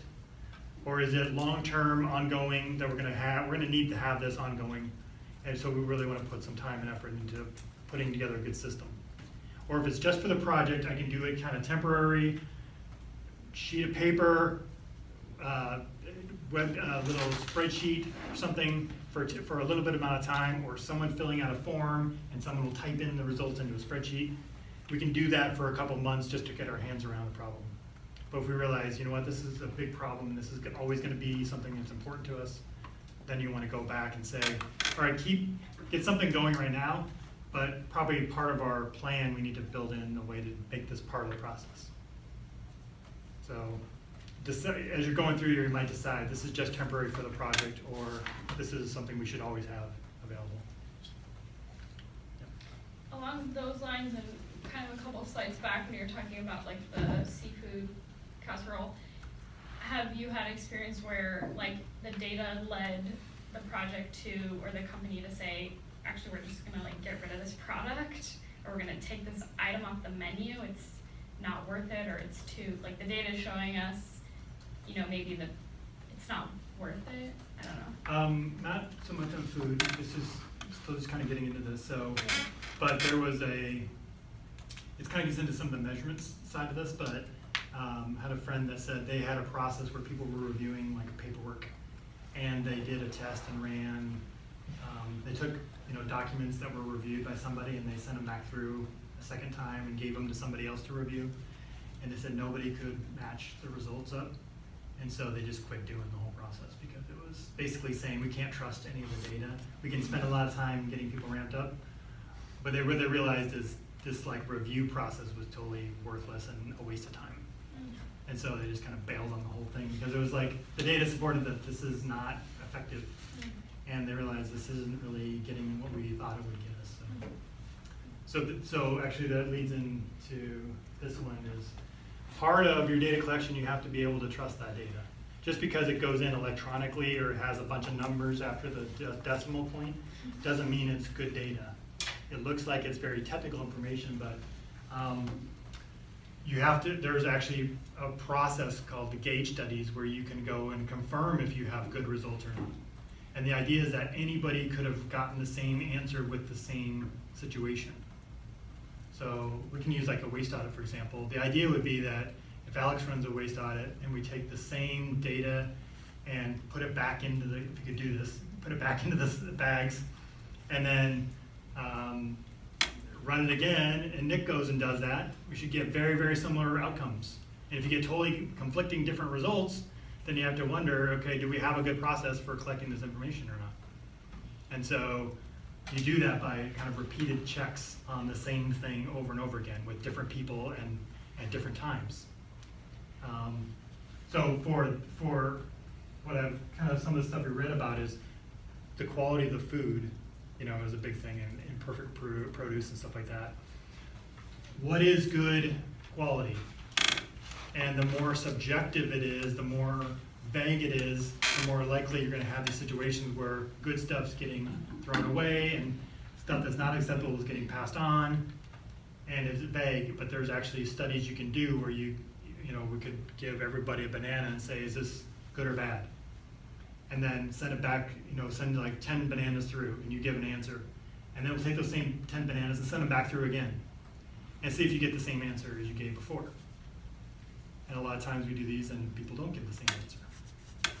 And then maybe a third time we'll send it through, see if you get a different answer from there. And what we find out is the criteria is not clear, or people were trained differently, or their judgment is based on something that is too strict for one person and very lenient for somebody else, or they're interpreting their criteria differently. So you start uncovering a lot of things through the studies like this, where you have people repeat themselves with some delay so they don't remember what they answered. That's the key. And then you compare their answers to somebody else's answers on the same exact items. So you could do this with some kind of visual criteria around, is this acceptable? So if people are throwing away items saying these are bad, or it's too ripe, or not good enough, then you could have a study like this conducted to see, are people consistently doing it correctly? If you don't do the study, that's really difficult to kind of determine that if you have a good process for inspecting or checking things. So you can do this very technical with numbers, and you can also do it with just kind of criteria and assessments of good or bad, or categorization of great, excellent, poor, medium, average. Any kind of a grouping or categorization, you can do this type of check on. But if the criteria is vague and people aren't consistent, then it's hard to improve the process when you can't get the same outcomes each time. So we always try to figure out, let's get the metrics first, and sometimes that cleans up the problem. Or we see an improvement just because everyone's on the same page of what the criteria is. So if we skip this and go into solving the problem with misleading information, we're gonna get pulled in lots of different directions and we're never gonna figure out what's going on.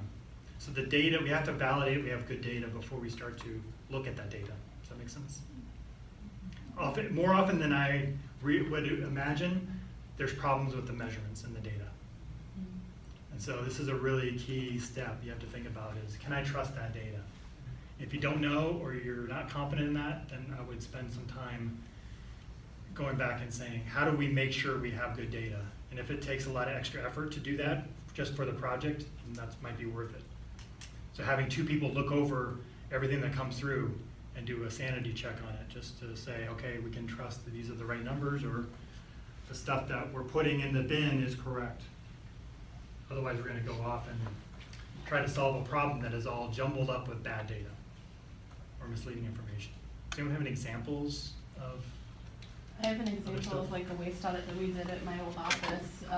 We did it on a week that was a total outlier. We had a ton of people from out of state that were visiting and a lot more events than we normally do, and that's the 1 week that we sampled, right? So it just didn't represent the full picture, the accurate picture of what was really happening at our office, so. Yeah. And on the flip side, sometimes you sample an outlier and you find an insight. So with waste audits, we tend to avoid holidays or these external events. And we didn't realize when we did the Oregon study that 420 is a holiday here. And the bakery in Central Kitchen we were working with overproduced like all of these brownies, most of which they sold, but they overproduced everything. And it was their biggest day of overproduction. There was more waste than any day. We couldn't figure out why. And we're kind of grateful we didn't pick the holiday. Unintentionally official. How we write that up is to be determined. So many good stories. Yeah. Funny. And we Yeah, also how do you- did produce quality standards. Okay. But we had a really hard time because, I mean, Dina used to work in the retail industry. We were given no more than 20 minutes with 5 employees for the whole case study. Yeah. And everyone interpreted these very stringent quality standards in different ways, depending how long they've been there, whether the Who they got manager trained was by, in the room. Yep.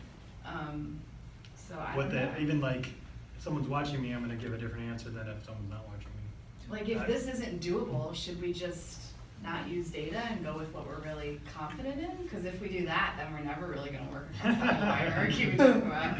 Well, I mean, that could be part of it is like a pre-check of the stuff that you're evaluating. So what goes into your, what got thrown into compost, you could have say, okay, some of this didn't meet the criteria. It could have been sold, or maybe the stuff that was out on the floor, that should have been composted already.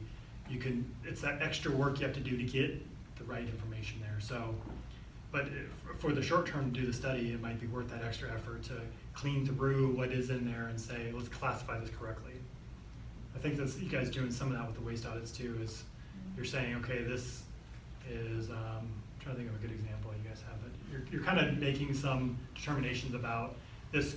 If it would have been captured earlier, it would have been recoverable at this point. Now it's not, but at the time it could have been. Paper. Like a newspaper that's Yeah. soaking wet in the trash. Exactly. But we assume that it was not soaking wet when they put it, or soaked in coffee when they put it in the garbage. But it got soaked in coffee, sitting in the trash. Yeah. Cool. So check the data. So a couple other things. So there's some simple tools to kind of get the discussions going in terms of trying to get into the details.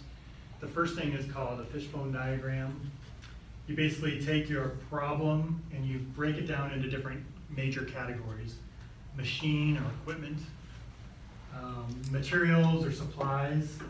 That could be who your supplies are coming from, the people and manpower, and these M's are a reason, though it's called 6 M's.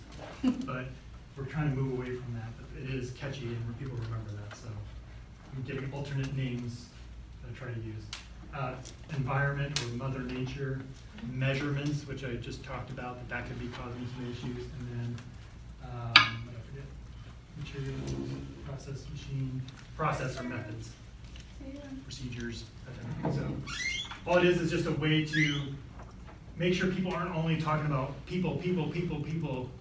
What about the equipment? What about the environment, the humidity levels, the supply materials coming from vendors, our processes, and how is that contributing to that problem? So it's a problem and then a brainstorming, and you're just getting people to think about these categories. And forcing them to think about the categories broadens their brainstorming activity and where they get their ideas from. And then you're just capturing it in this kind of a tool. So it's called a fishbone. It's supposed to look like a fish. The head of the fish, and then these are the bones of the fish. So it's just a brainstorming organization tool. Another one's called 5 Whys. It's just asking why more than a couple times. Try to go down like 5 times. You're trying to get at the heart of the real issue. So this is an example of the building's deteriorating. And why is it? Because we're washing it too much with chemicals. Why are we doing that? Because there's a lot of bird droppings. Why is there bird dropping? Because there's a lot of spiders around. And where are the spiders hanging out? Because of all the gnats. And why are the gnats there? Because the lights are on.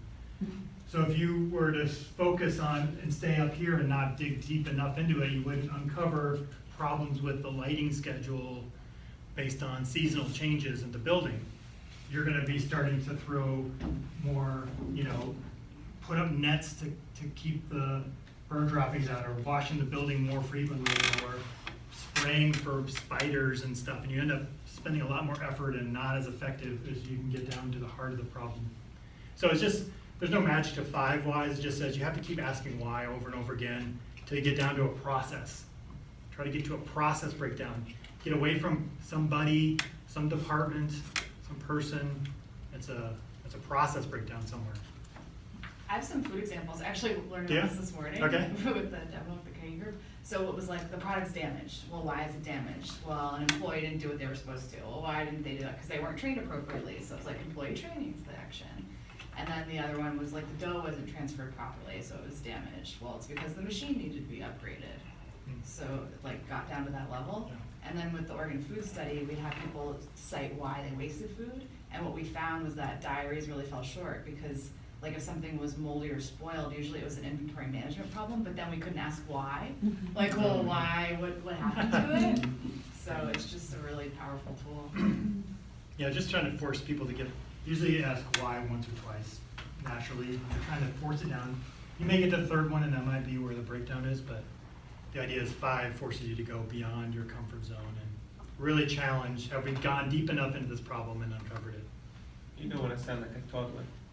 No, but it is basically, yeah. Why did I get tomatoes with my food? The customer thought it didn't have tomatoes. Why did they think that? Because the server said it didn't include tomatoes. Why did they think that? Well, they checked the menu and it didn't have it on there. Well, why did the menu not have it on there? It didn't get updated with the change made by the kitchen. Why didn't the change get made? The kitchen didn't communicate it on the menu. They didn't know who they're supposed to tell when they make a change. So really the process of reviewing any changes going on in the menu is the heart of the issue.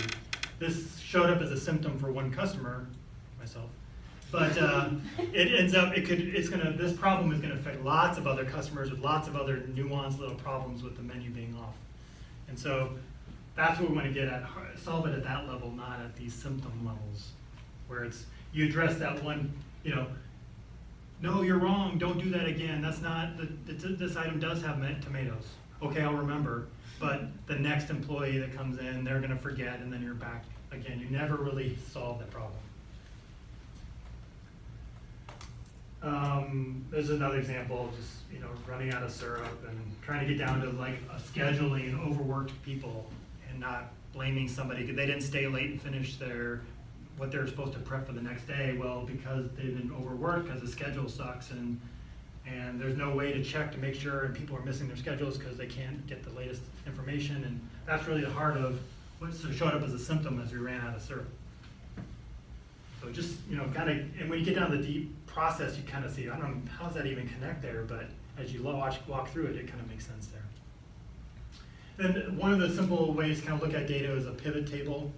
Is everyone familiar with that? Most people? Okay. So just getting your data into like a spreadsheet and then starting to do summary statistics of averages and counts and summations of data, just to get a handle of the big picture. So I like making these first, just so I know what is in my data set, especially if you have a big file.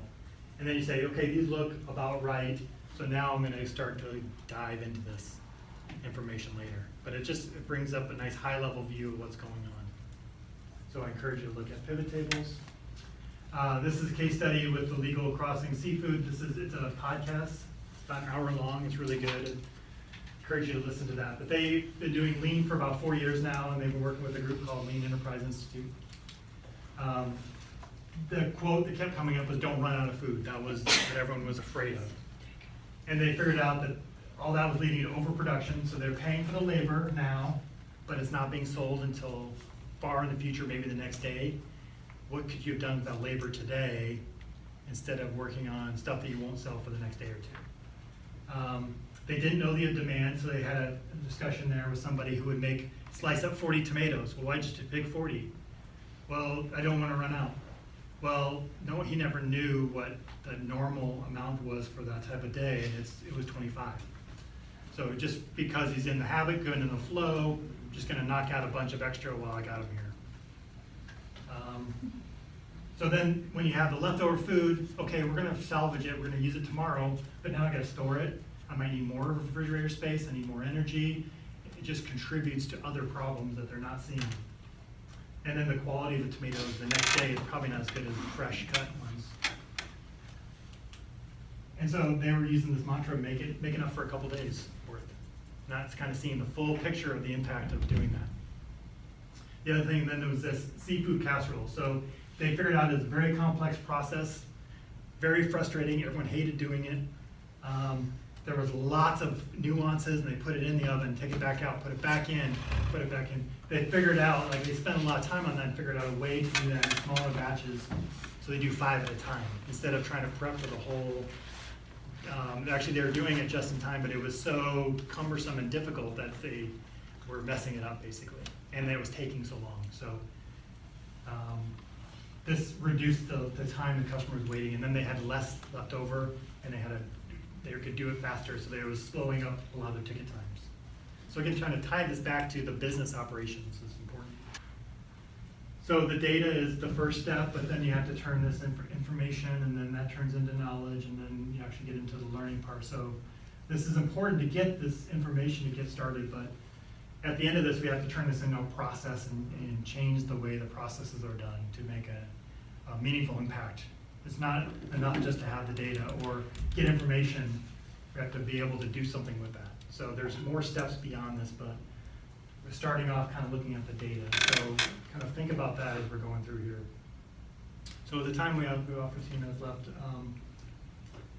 Let me just show you what the plan will be for the 4th workshop, to be determined. We'll go through kind of the last couple of tools here.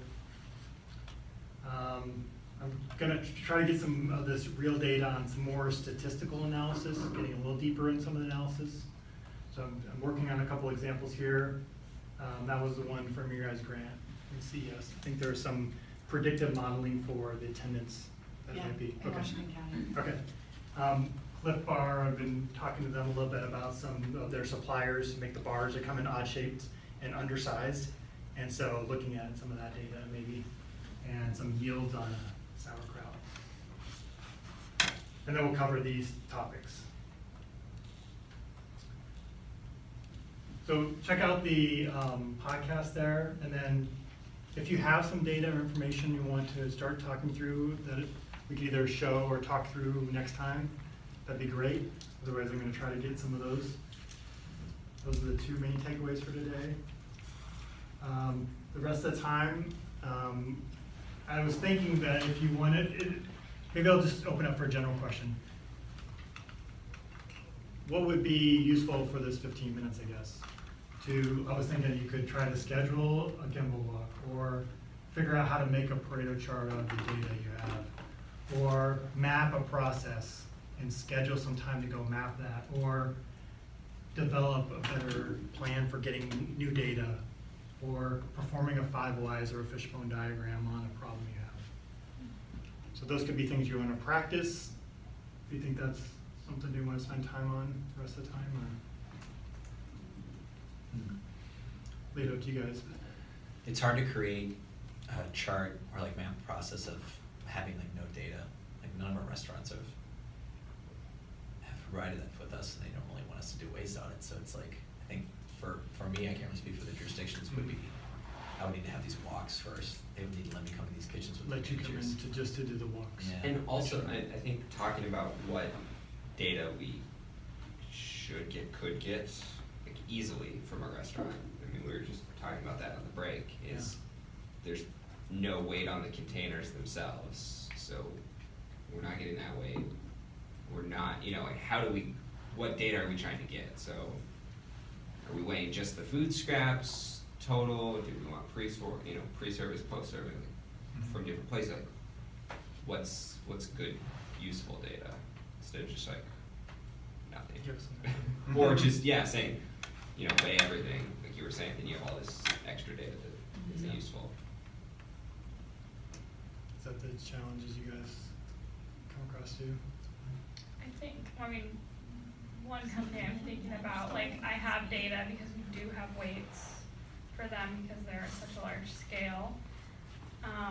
And they have implemented, or at least they tell me they have implemented some lean processes into their work, and yet they still have like a lot of waste.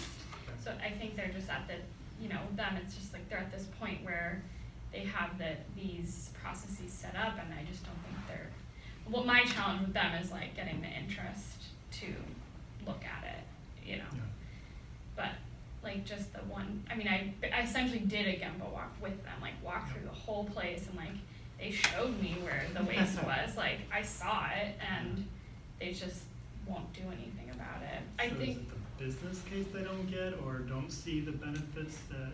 I think they don't see the business case because it's like the labor question we were talking about earlier. Like they see their labor as efficient already, and so they're not seeing that connection that you made that I don't think I've been able to articulate to them of like, what else could your employees be doing if they weren't making this product that was getting thrown away? Yeah. And so I don't know if that's gonna turn on a light bulb for them, but we haven't had that conversation exactly. And as automation becomes more of a thing.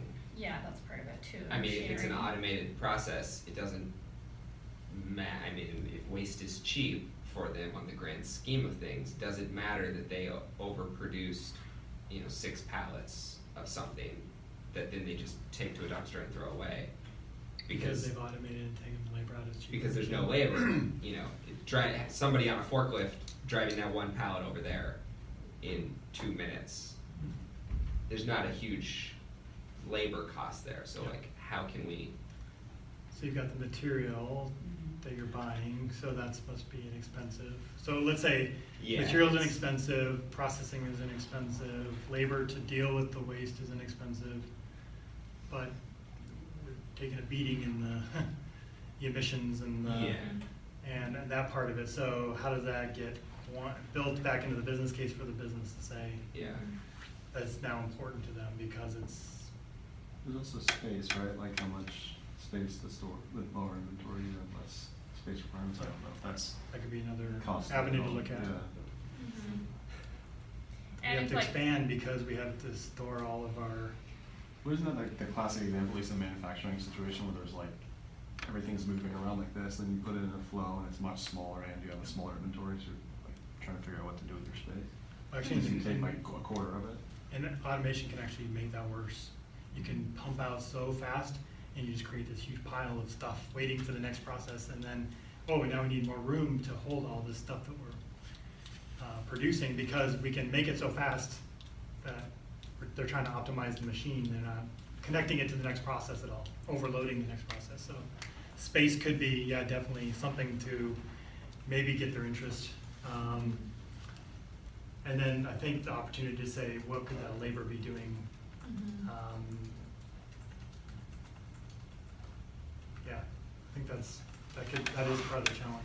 if they're not paying directly for the full cost of that problem, and they're sending it on, then are they, they're composting or they're not? They're not, so that's gonna be a different conversation potentially now that composting will be required. That's gonna change So that should the help whole case for make a them. better business case for it? Yeah. And that'll change it because, well, I guess they're paid by weight. They're just it's really heavy, wet. Like they're paying a lot of money. They're to get paying rid a of it. lot of money. I mean, So- their waste. I mean, waste is cheap, but like their volume is enormous. But they pay their own driver, their own trucks. Like, They have their, yeah, Is that part of the calculation for them? yeah. Then they still see it as not that big a deal.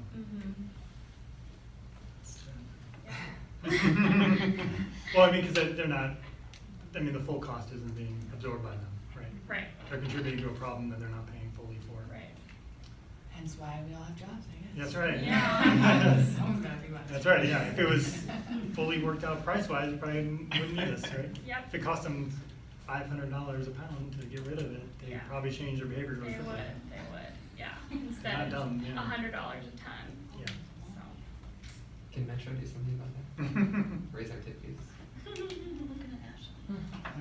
What am I gonna do Stay. about that? I don't know. I'm only here to the end of October, guys, I don't know. I'm curious about ingredient costs. So on the consumer side, we see a phenomenon where at some point food becomes a sunk cost in the home. Like it's why we don't really think we're losing money when we compost food we could have eaten. But on the business side, it kind of seems like the same thing too. You guys are closer to it. I'm curious if that's seen as part of the business case or if they just are like, we bought it. Yeah, I think so. They're probably buying in such large quantity. Huge quantities and relatively cheap ingredients. Extremely cheap ingredients. Very cheap ingredients. So. I mean, I've had some managers be like, once we got on composting, then they're like, oh my gosh, why are we throwing away this much food? They still say this garbage. I think as long as you're hitting your margins, right, like whatever is already built into your sort of like budget, then it's like, it's sort of a, I don't know if sunk cost would be right, but it's already, it's like set. It's hardwired. Yeah. So it's not noticeable. And I guess this is a hotel conversation that happens a lot, is bacon. Like, it's all about the bacon in the buffets. In so many levels. And it's all about the Literally bacon. all Yeah, bacon. all you want is, but it comes down to people. You mean real bacon? Yeah, like actual bacon, like strips of bacon, and that cost went up in the last year, I guess a great deal. Yeah, like pork belly commodities. So this is a traded commodity that goes up and down, and when pork bellies is high, like they have to worry more about how much bacon is being wasted. It's a fairly small portion of the buffet, you know, they're producing eggs by the truckload, it seems like. But bacon, like they really have to focus on that, and as those commodity prices change, they keep a big focus on bacon, and there's conversations about bacon at hotel conferences, how to reduce bacon costs. So if it's Maybe there's like cost that enough, one food item you can start with. At the top of the chart, yeah, for like- sure. With cost, it's the very top. It's a small portion of the overall, but so I mean, we're talking about like how to make, you know, bacon crumbles into eggs or on top of something instead of selling whole pieces of bacon or putting sausage out instead of bacon. But they're focused on it, so. There So comes a next time point. we go and pick up bacon with chopsticks, we can thank Alex. When they actually had somebody serving bacon, 2 pieces at a time, and they were like, we reduced our bacon, like, they didn't have to order as much, they were super excited about it. People could come back and get seconds, but there was that person serving it. I'm a job creator. A job someone can do when they're wasting less food, right? But it made business sense for them to put a person there to serve that bacon, so that they didn't have to pay so much for it. Yeah, so I guess that's the